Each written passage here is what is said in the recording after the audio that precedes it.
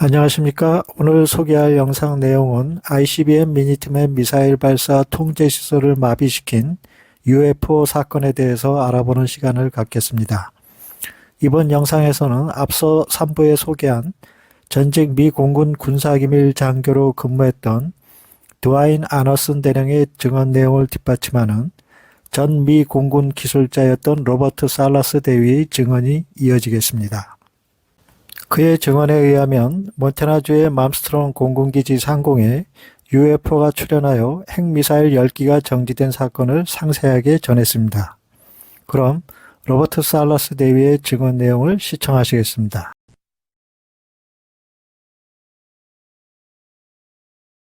The event, the incident, I guess I call it, is happened on the morning of March 16th, 1967.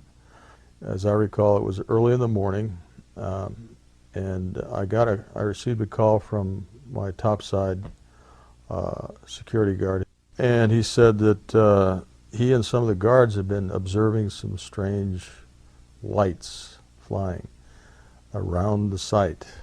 It wasn't more than, within a few minutes, I'd say, maybe a half hour later.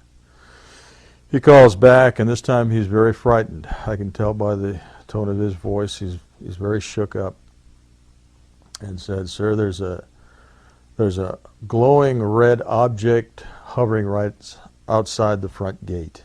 He said, "I'm looking at it right now. It's a glowing red object. I've got all the men out here with their weapons drawn."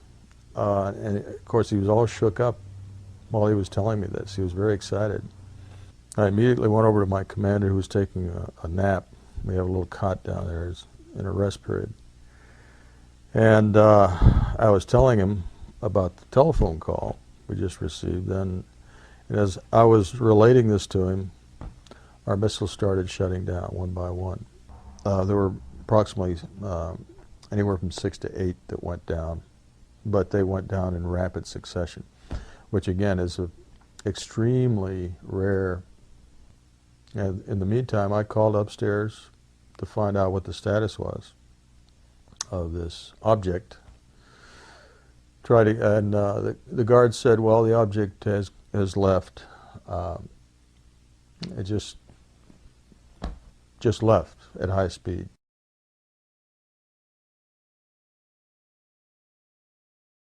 Echo Flight is another squadron about, I'd say, 50, 60 miles away from our location. But they had the same sort of thing happen. They had UFOs that were hovering not the launch control facility, but the actual launch facilities where the missiles are actually located. They had some maintenance and security people out there at the time, and they were observed. The UFOs were observed by these people out at those sites. Now, they lost all 10 of their weapons. So that morning, we lost anywhere from, 16 to 18 ICBMs. At the same time, UFOs were in the area and were observed by airmen.